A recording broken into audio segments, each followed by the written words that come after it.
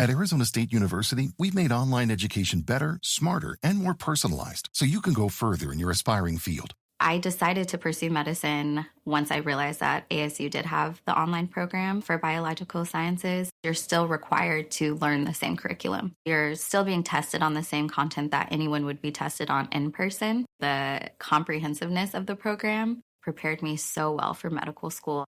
Explore over 300 programs at asuonline.asu.edu. One of the smartest political minds I know is Peter Roff. I know this because Peter works with me at Unleash Prosperity. He also is a weekly columnist for Newsweek. Peter, thanks for joining. Steve, good to be with you. So your latest column was on the debate, and what was your takeaway? In other words, I think we all agree that Trump, underperformed. Why? I think Trump overestimated his ability to handle Kamala Harris. Publicly, she is not the world's greatest speaker. She has trouble articulating her thoughts. She has trouble setting out an agenda. It's a wonder, as a prosecutor, that she ever managed to close a case. However, she practiced. She did. He doesn't. And I think it showed. I think it showed very clearly in some of the answers in the debate that Trump had practiced, had rehearsed issues that he had covered versus the ones he wasn't prepared to talk about. Now, that said, Trump kept bringing everything back to immigration, jobs, the economy, and inflation.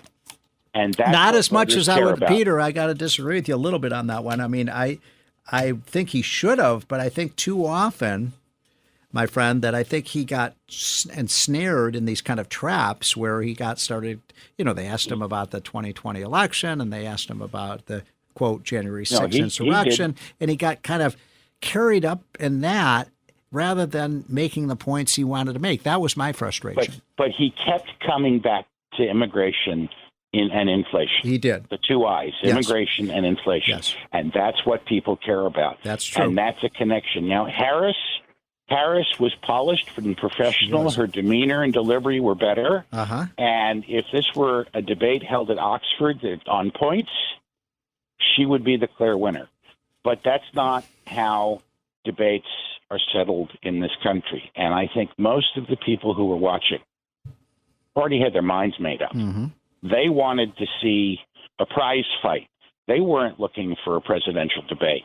They wanted to see two opposite sides slugging it out, and that's what they got.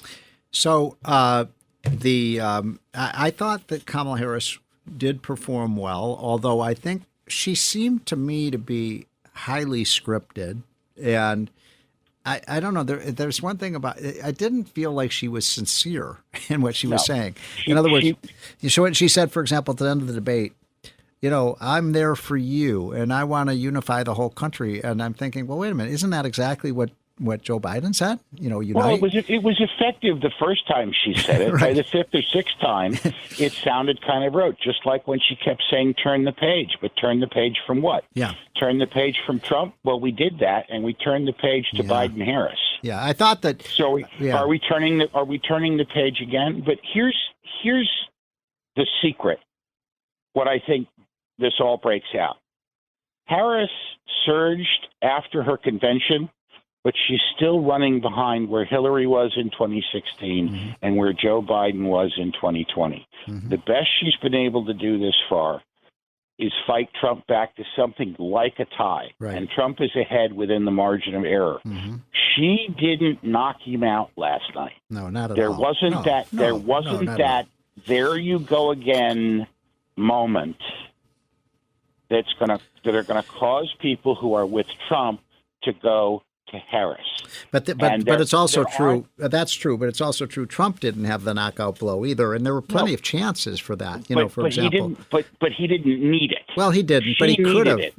He could have knocked her out. I mean, for example, she needs it. Yeah, she does. But like on the issue of, for example, race, I don't understand why Trump. When they brought up that race, why did you say that she was black or white or whatever? And then he just said, I don't care what you call her. But he should have I felt there was a lot of missed opportunities to say, look, when I was president, minorities had the biggest gains in income, the biggest reductions in poverty, the biggest increases in wages and salary ever. And I want school choice and you don't. He just didn't see. I mean, and look, I love Trump. I think, certainly I still think he's going to win, but I just thought there were missed opportunities. And that's why. Absolutely. All he had to do was look at her and say, Vice President Harris, you had one job. Right. Control the border. Manage the border. Yes. Yep. And you didn't. Are you now proposing that we let you do to the U.S., the entire country, what you did to the border? Mm-hmm. That's all he needed to say. And, you and I can give him lines all day, but that's us. That's not him. She needed that knockout moment. She didn't get it. Her momentum has arrested. She's being carried by the media. She was carried by the moderators last night. They fact-checked Trump 5 times. Outrageous. Totally outrageous. And by the way, the fact checkers, the so-called fact checkers at ABC got it wrong. They got it wrong. Right. They didn't fact check her once, and there were plenty of things to fact check her on. That's true. And they didn't intervene with her. So she's being carried. And that can only get you so far. That's true. That is true.